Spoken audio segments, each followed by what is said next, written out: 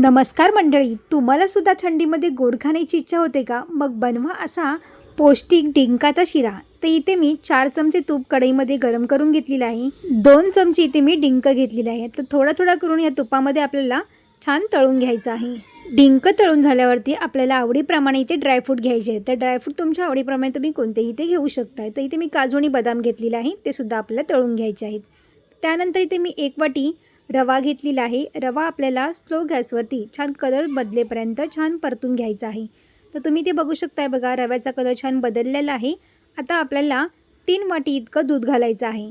तर इथे आपण 1 वाटी रवा घेतला होता, त्यासाठी इथे मी 3 वाटी दूध घेतलेलं आहे। आणि त्यानंतर आपल्याला झाकण ठेवून आपल्याला रवा हा शिजवून घ्यायचा आहे। त्यानंतर इथे मी अर्धी वाटी साखर घातलेली आहे। ड्रायफ्रूट घालायचे आहेत, तळलेले आपल्याला डिंक घालायचे आहे आणि पुन्हा छान मिक्स करून आपल्याला झाकण ठेवून आपल्याला छान वाफ येऊ द्यायची आहे। त्यानंतर आपल्याला 1 चमचा यामध्ये वेलची पूड घालायची। तर तुम्ही इथे बघू शकता बघा, डिंकाचा शिरा खाण्यासाठी ते तयार झालेला आहे। तुम्ही सुद्धा नक्की ट्राय करून बघा। रेसिपी कशी वाटली मला कमेंट्स करून नक्की सांगा।